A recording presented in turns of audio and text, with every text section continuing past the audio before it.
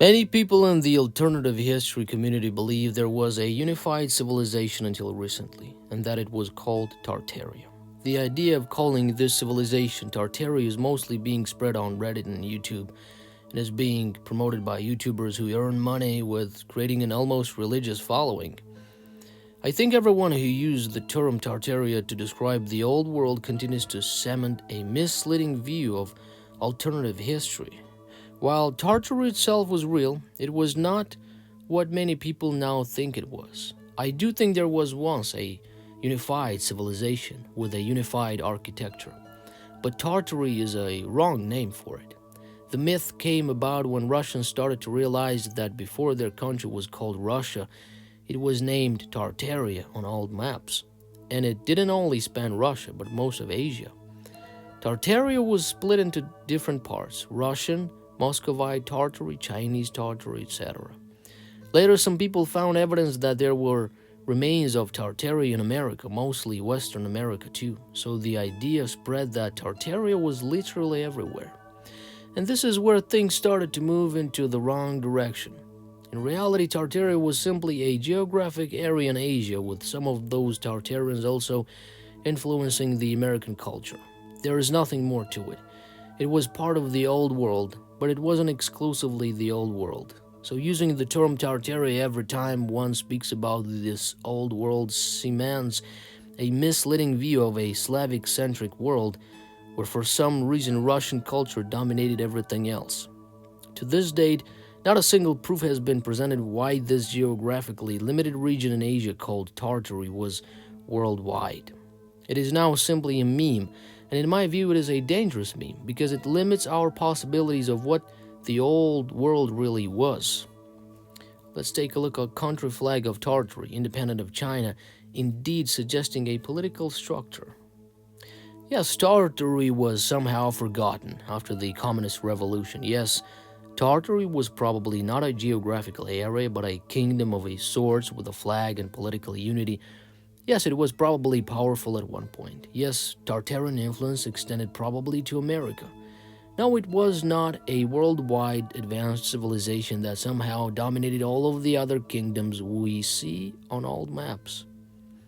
A quick glance on the oldest maps of Tartary show that not the entire world was Tartary, surprisingly. South of Tartary, you see Arabia, Persia, India, China, and Japan. To the west is Europe. If anything, Tartary should be understood as a symbol of forgotten knowledge. That's why we have the Tartary griffin in our logo. I will use this thread to collect more information on this, with the goal to publish an extensive article on this topic, which can be provided as a reference whenever the topic of Tartary comes up. Many scientists from Western Europe considered the Great Tartary a huge empire stretching from the Urals to the Pacific Ocean. For example, the Italian diplomat and Jesuit Giovanni Botero, in his work Universal Relation, dated 1595, wrote that this country used to be called Scythia, and it occupies half of Asia, in the west bordering on the Volga region, and in the south with China and India. At the same time, the lands of a huge empire on one side are washed by the waters of the Caspian Sea, and on the other by the Bering Sea.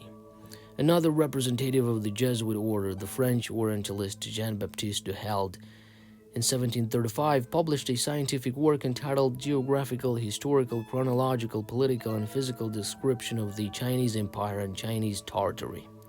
In his opinion, in the west, this huge country borders with Muscovy, in the south with Mongolia and China. From the north, this state is washed by the Arctic Sea, and the East Sea separates Tartarus from Japan. The pseudo-historical conspiracy theory about Great Tartaria first appeared in Russia, popularized by Nikolai Levashov, and in Anatoly Fomenko's New Chronology. In Russian pseudoscience, known for its nationalism, Tartaria is presented as the real name for Russia, which was maliciously ignored in the West. For example, the 2011 film Great Tartary, Empire of the Rus, posted on YouTube. Since about 2016, conspiracy theories about the supposed lost empire of Tartaria have gained some steam on the English-speaking part of the internet. The conspiracy is based mostly on a misunderstanding of architectural history.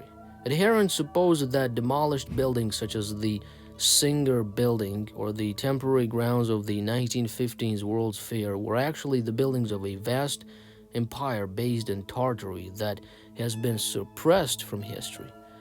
Sumptuously styled, Gilded Age buildings are often held out as really having been built by the supposed Tartaria.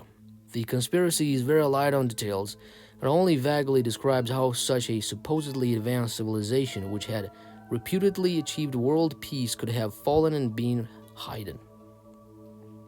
The idea that a mud flood wiped out much of the world and thus old buildings is common, supported only by the fact that some buildings have basements which had windows. World War I and II are cited as a way in which Tartaria was destroyed and hidden, reflecting the reality that the extensive bombing campaigns of World War II did destroy many historic buildings.